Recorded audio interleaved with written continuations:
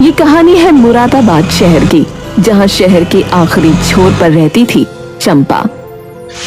चंपा लोगों के घरों में काम करके अपना जीवन यापन किया करती थी। उसकी 5 साल की बेटी भी थी जिसका नाम था नैना। वो नैना से बहुत प्यार करती थी। मम्मी, मैं स्कूल कब जाऊंगी? अरे तू क्या करेगी स्कूल जाकर? पढ़ूंगी लिखूंगी। क्या करेगी पढ़ लिख कर? तुझसे झाड़ू लगाने को कहा था, लगा दी? हाँ माँ, मैंने सारा काम कर दिया। मुझे स्कूल जाने दो ना, मुझे भी बाकी बच्चों की तरह पढ़ना है। नहीं नहीं, कोई जरूरत नहीं है। अरे चंपा, पास के चुंगी वाले स्कूल में नाम लिखवा देना नैना का। वो सरकार की तरफ से फ्री है, वरना अगर उन्हें पता चला कि तुम बच्ची को नहीं पढ़ा रही हो तो तुम पर कार्रवाई हो सकती है। आजकल तो बड़े चोंचले हैं, पहले जमाने में सही था, लड़कियां अपने घर का काम करती थी सिर्फ।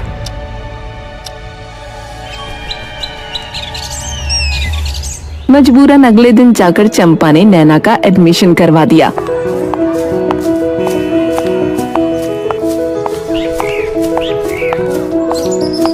अब कल से तू स्कूल जाएगी, लेकिन एक बात याद रखना। क्या मम्मी? कभी किसी अनजान इंसान से मत बात करना। कोई अजनबी मिले और वो कोई तुझे चीज दे तो मत खाना बिल्कुल। ठीक है मम्मी, नहीं खाऊंगी। और हाँ, घर का काम ना छूटना चाहिए स्कूल के चक्कर में। नहीं छूटेगा माँ। शाम का वक्त था, सूरज ढल रहा था और चंपा अपनी छोटी सी झोपड़ी में बैठकर नैना के लिए स्कूल की ड्रेस पर इस्त्री कर रही थी। तभी राधा फिर से आ गई। चंपा रसोई में जाती है और 2 कप चाय तैयार करती है। फिर दोनों सहेलियां चाय की प्याली लेकर चौखट पर बैठ जाती हैं। तो अब तो तू स्कूल वाली मम्मी बन गई है। हाँ, बहुत दिन से पीछे पड़ी थी नैना, मेरे तो ये सब समझ में नहीं आता। हाँ वो तो है। अच्छा खैर, अब मेरा एक पुराना हिसाब तो बाकी है। क्या मतलब? याद है ना, तूने मुझसे कुछ साल पहले 5,000 रुपए लिए थे, अब तक 1 रुपया न दिया। हर बार बहाने बना देती है। राधा, तू जानती है ना मेरी हालत कैसी है। कभी नैना बीमार पड़ गई, कभी काम छूट गया, अब किसी तरह उसका एडमिशन कराया है। बस थोड़ा वक्त और दे दे, लौटा दूंगी ना तुझे। तू हमेशा अपनी मजबूरी गिनवाती रहती है, मेरी सुनती है कभी? मैं भी अकेली हूँ, घरों में झाड़ू पोछा करती हूँ, मेरे भी सपने हैं। माफ कर दे राधा, मैं जल्दी तुझे सब लौटा दूंगी। मेरी बच्ची बीमार है चंपा, उसका इलाज कराना है, अब तो दे दे। हाँ हाँ दे दूंगी। राधा तुनक कर उठती है और बिना कुछ कहे चली जाती है। फिर अगले दिन सुबह स्कूल जाते वक्त नैना कहती है, मम्मी, मेरे स्कूल में सब बच्चे रंग बिरंगे अच्छे अच्छे बैग लेकर आते हैं। मेरा थैला तो गंदा सा है, मुझे भी नया बैग चाहिए। बेटा वो तो बहुत महंगे होते हैं, जब पैसे होंगे तो दिला दूंगी। पर कुछ नहीं, चुपचाप स्कूल जाओ। नैना उदास होकर स्कूल जाती है, लेकिन उस दिन स्कूल के बाहर एक लंबा काला कोट पहने एक आदमी खड़ा होता है। अरे बेटिया सुनो। कौन हो आप? मैं कौन हूँ ये जरूरी नहीं, पर मैं रोज देखता हूँ कि तुम रोज ये थैला लेकर आती हो। क्या तुम्हें बैग नहीं पसंद? नैना को मम्मी की बात याद आती है, कभी किसी अजनबी से मत बात करना, और वो जाने लगती है। अच्छा, अगर मैं तुम्हें एक नया बैग दिला दूं तो? बिल्कुल वैसा जैसे तुम्हारे स्कूल के बाकी बच्चों के पास है। सच्ची? हाँ बेटिया, चलो पास की दुकान तक चलते हैं। नैना उस अजनबी के साथ चल पड़ती है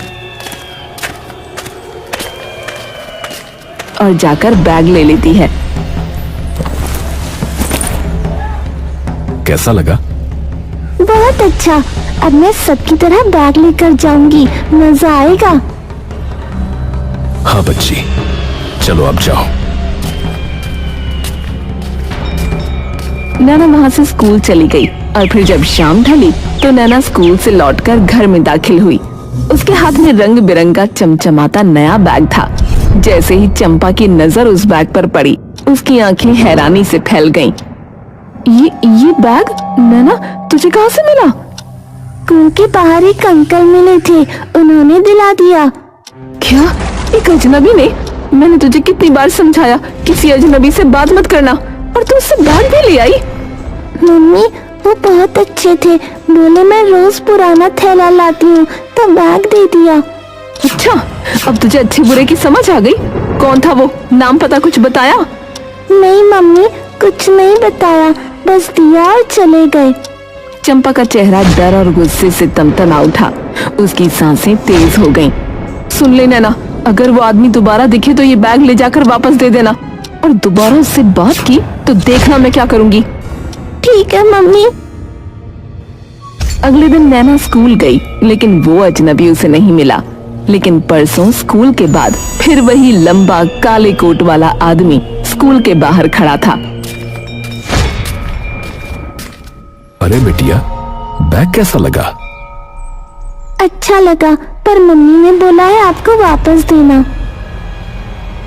अरे बैग बाद में ले लूंगा, पहले ये बताओ आइसक्रीम खाओगी?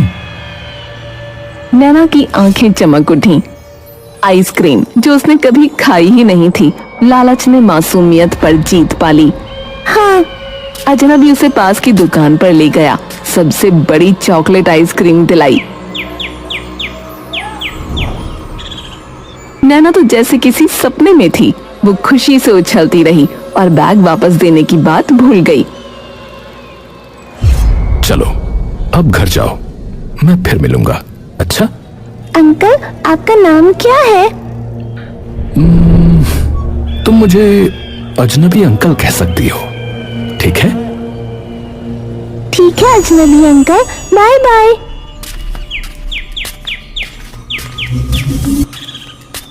घर आकर नैना ने सब उगल दिया। मम्मी आज मैंने आइसक्रीम खाई। क्या? किसके साथ? वही अजनबी अंकल के साथ। नैना तू सुधरेगी नहीं क्या?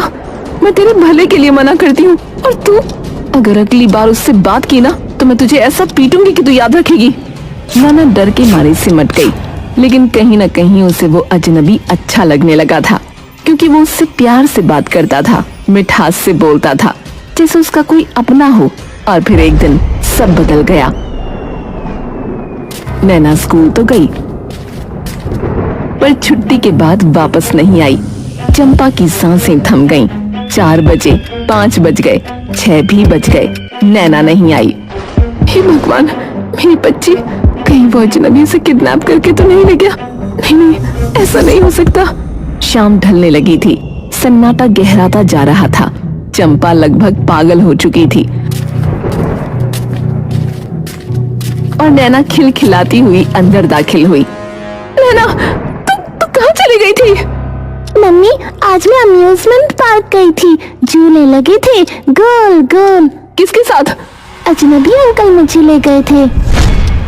तुझे कितनी बार कहा उससे मत मिलना, तू मेरी एक नहीं सुनती।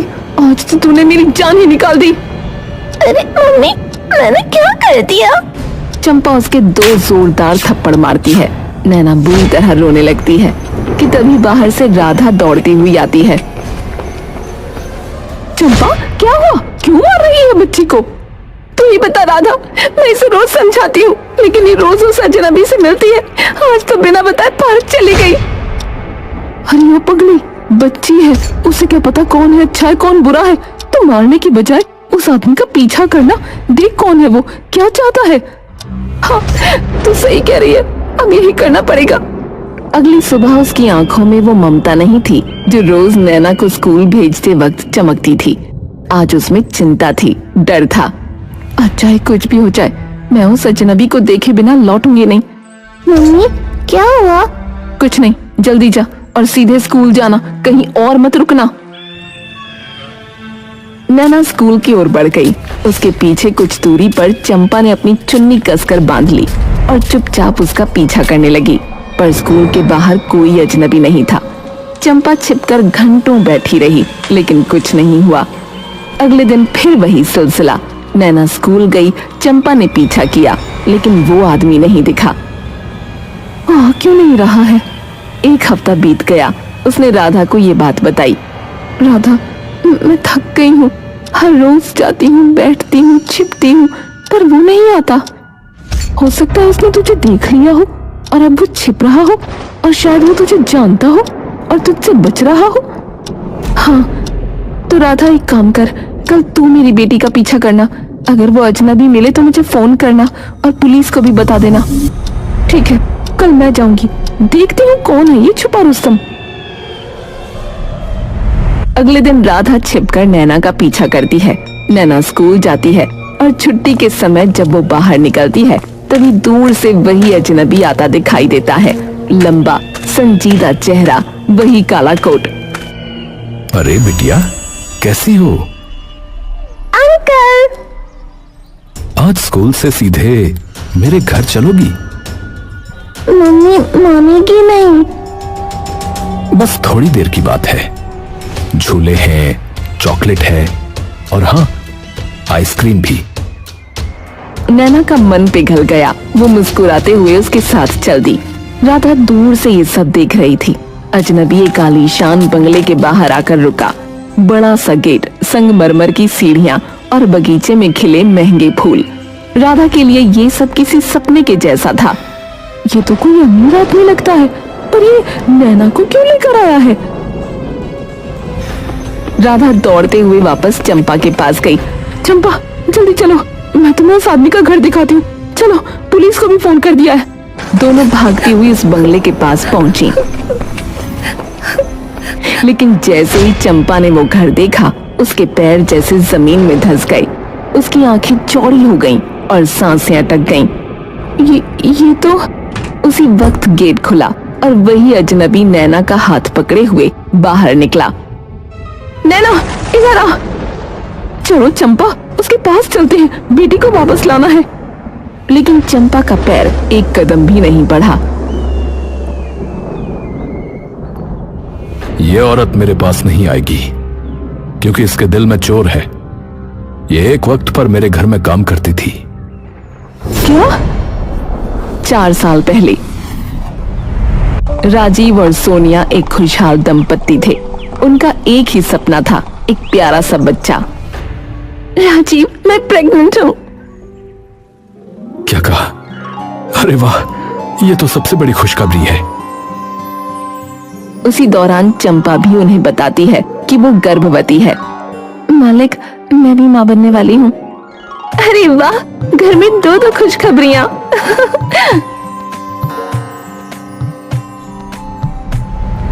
लेकिन चंपा, अब काम मत करो, तुम आराम करो, हम कोई और मेड रख लेंगे। नहीं मालिक, मैं काम छोड़ूंगी नहीं। आपकी सेवा करना मेरा फर्ज है। चंपा काम में लगी रही, लेकिन छठे महीने के दौरान एक दिन सफाई करते वक्त वो सीढ़ियों से गिर पड़ी। बचाओ! बचाओ! चंपा, क्या हो गया? उसे अस्पताल ले जाया गया।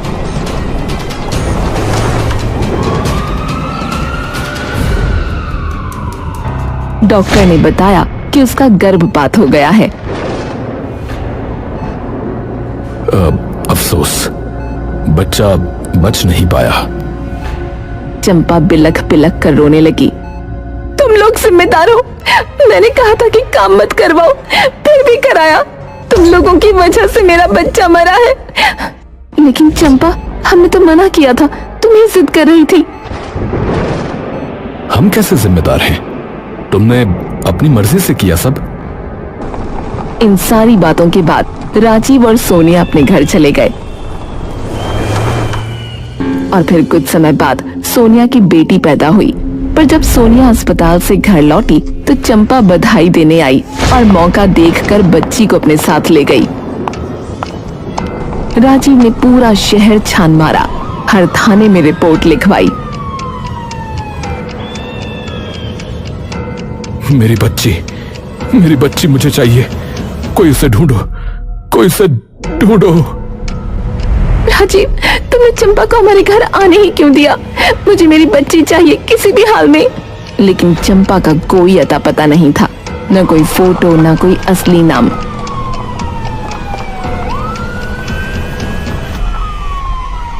क्या हमारी बेटी कभी वापस नहीं आएगी? 4 साल गुजर गए, दर्द बढ़ता गया। उम्मीदें मरती गईं, लेकिन एक दिन किसी ने सोनिया के दरवाजे पर दस्तक दी। कौन है? मैं राधा हूँ, चंपा की पुरानी सहेली। मैं जानती हूँ तुम्हारी बेटी कहाँ है। क्या? तुम कैसे जानती हो? क्योंकि उसने मुझसे कभी नहीं छुपाया। मैं ही थी जो उसे जानती थी, पहचानती थी। और यहीं से सच्चाई का पर्दा उठने लगा। तूने इन्हें सब कुछ बता दिया? तुझे तो मैंने मदद के लिए बुलाया था, तुझसे सब बांटा था, और तूने मुझे धोखा दे दिया। क्योंकि तूने भी मुझे धोखा दिया चंपा। मेरे पैसे आज तक न लौटाए और इस चक्कर में मेरी बच्ची मौत के मुंह तक पहुंच गई। मुझे पैसों की नहीं पड़ी है, पर मेरी बच्ची को उस हद तक पहुंचाने के लिए तुझे सजा मिलनी चाहिए। तूने दोस्ती का गला घोटा है, इसलिए अब तेरे राज खोलने का वक्त आ गया है। चंपा भागने की कोशिश करती है, लेकिन तभी पुलिस की गाड़ी आकर रुकती है। पुलिस वाले उसे पकड़ लेते हैं।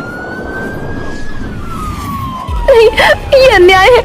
इस आदमी ने मेरे साथ गलत किया था, इसका ही तो कसूर था। मेरा बच्चा मर गया और इसने मुझे मुआवजा तक नहीं दिया। इस देश का कानून भी मेरी मदद नहीं कर सका, तो क्या मैं भी बदला ना लूं? फिर से कहानी गढ़ रही हो। हमें सब सच पता है। डॉक्टर साहब, सामने आइए। वो डॉक्टर सामने आया जिसने चंपा का इलाज किया था। देखिए, चंपा को चोट लगी थी, लेकिन असल बात यह है कि वो कभी गर्भवती थी ही नहीं।